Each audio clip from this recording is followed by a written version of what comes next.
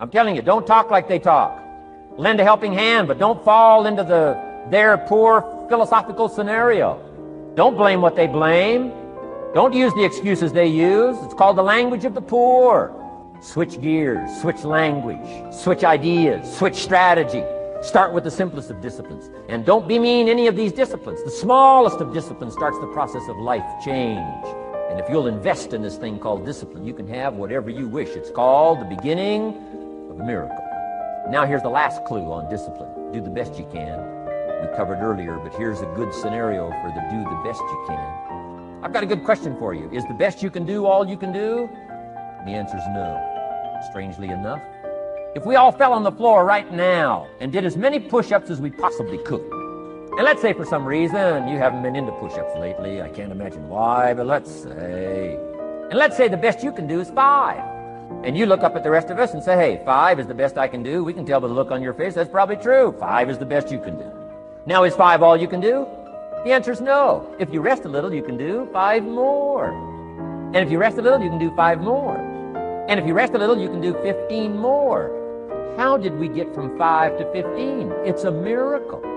And if you rest a little, you can do 15. Rest a little, you can do 15. Rest a little, you can do 20. How did you get from 5 to 20? It's a miracle. Did you know you can keep doing that? Do a little more, rest a little, do a little more, rest a little, and finally get up to 50 push-ups? Is it possible to get up to 50 push-ups? Of course. How do you go from 5 to 50? It's a miracle. How do you get a miracle going? Number 1, do what you can. Don't leave out what you can, from writing a letter to your mother in Florida. Start cleaning it all up. 2, doing the push-ups. Go from 5 to 50. It's a miracle. Number 1, do what you can. Number 2, do the best you can. Here's number 3, rest very little. Don't rest too long. Why? The weeds take the garden. Kids have got that figured out. You can't rest too long. Here's the clue. Make rest a necessity, not an objective. The objective of life is not to rest. The objective of life is to act. Think of more disciplines. Think of more ways and means in which to use your own wisdom and your own philosophy, and use your own attitude, your own faith, your own courage, your own commitment, your own desires, your own excitement. Invest it, invest it, invest it, invest it in discipline so that it's not wasted. The smallest of discipline. Thereby transform your life. Join the 5%, join the 10%, join the 3%. Guess when I went and got this little book, Richest Man in Babylon? The same day I heard about it. I went and got it. Somebody says, well, Mr. Rohn, does that make you different than most other people? And the answer is yes. Somebody says, well, why is that? We don't know. We don't know. What do you know? You don't know. I don't know. None of us knows.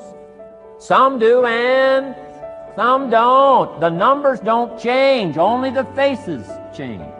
From those who get in on a seminar like this, listen to a dynamic sermon, read a book, listen to some cassettes, take seriously the next conversation of a friend who wants to level with you, and do something about it. And you can walk away from the 97% and not live there anymore. Because if you don't, the next 6 years of your life will be like the last 6. Mr. Shove said to me, Mr. Rohn, 6 years now you've been working. I'm telling you, the next 6 years of your life is going to be like the last 6, unless you take advantage and start making these personal changes. I made the changes, totally revolutionized my life. So take a look at the next 5 years of your life. It's going to be like the last 5, unless you change. And if you will change, everything will change. Join the 5%. 10 years from now, the numbers are going to be the same. But I'm telling you, some faces in this audience will change and start showing up in the 3% crowd, in the 5% crowd, in the 10% crowd, and thereby dynamically affect your life and your future. Develop these strengths. Now here's the last ability. Develop the ability to share. Pass along to someone else. If you've picked up a good idea today, pass it along. Don't let it stay. Pass it along. A book, if you take one of these little books I've suggested home and it affects you, pass along. Say, hey, I found a book, really helped me. I found a book, got me thinking. I found a book, changed my health. I found a book, got me inspired. Pass it along, pass it along, pass it along. Here's what's exciting about sharing. If you share with 10 different people, they get to hear it once, you get to hear it 10 times. So it's probably going to do more for you than it is for them. But it's called what? Everybody wins. When somebody shares, everybody wins. Share your ideas, share your experiences, share your knowledge. You can have just as much pleasure as I do I said, giving this seminar, this is one of my joys in life. Give a seminar like this, make the best investment I can of words and spirit and heart and soul and time, energy. I don't have to work this hard, but I gladly work this hard. Why? I want the return. Your words touch my life. See, that's heavyweight stuff. You can't buy it with money. But I'm telling you, you can get the same thing started by recommending a book. Somebody will read that book, and then they'll read another one, and they'll read another one, and they'll come to you someday and say, you got me started. That book you recommended turned my lights on, turned my mind around, got me thinking, got me pondering, and I've been on track ever since. You can get just as much praise as I do if you'll share with your children, share with your colleagues, share with everybody that comes within your grasp. Share.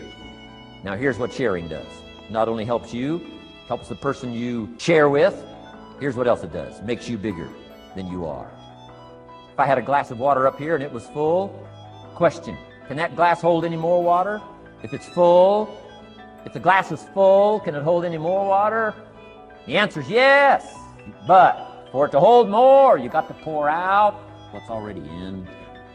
That's what I'm asking you to do. If you're full of ideas, if you're full of good things, I'm asking you to pour it out, pour it out, pour it out. Why? I'm telling you, more will be poured in, poured in, poured in. Next, when you do pour out, you become bigger. Not like a glass that stays the same. Human beings have the ability to grow in consciousness and awareness and capacity. It's unlimited capacity. I found out kids don't lack capacity. In Europe, the kids speak what? 2, 3, 4, 5, 6 languages. When I grew up, my father spoke German, never taught me. My mother spoke French, never taught me. They were trying to get away from all the old world languages back then. Had no concept how valuable languages were going to be in the future. Just didn't know. So they abandoned the German, abandoned the French. I could have learned all 3 languages instead of just English. My girls went to school in Beverly Hills. They've turned that around. In first grade now in Beverly Hills school system, they offer 3 languages besides English. French, German, Spanish. Why? Because kids can learn 2 languages just as easy as 1. Question, how many languages can a child learn? Here's how many. As many as you'll take the time to teach them. They do not lack capacity. They only lack teachers. And I'm telling you the same thing is with you. You don't lack capacity. But here's how you expand your capacity. That is to share what you've got. Now you get bigger. Share some more, now you get bigger. I'm here for a very self-interest reason. If I share with you, my consciousness grows. If I share with you, I get to hear this again. Somebody asked me not long ago, said, Mr. Rohn, how are you doing with all this stuff? You get on everybody's case pretty hard. How are you doing with all this stuff you teach? I said, well, best I can share with you is this. Listen to me very carefully, but don't watch me too close. This stuff's easier to lecture on than it is to do. I understand that. I'm working on it just like you. But hey, pour out what you've got so that your capacity grows. Now, why should you want your capacity to grow? Very self-interest reason. Here it is. To hold more of the next experience. You mean to tell me that sitting in this audience, some people will get more out of it than others? And the answer is yes.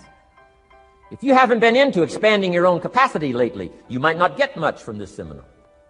But if you've been into expanding your capacity, and you've been sharing, and you've been doing all this stuff, I'm telling you what all this could mean to you today. This chance to grow, change, develop, absorb, take in.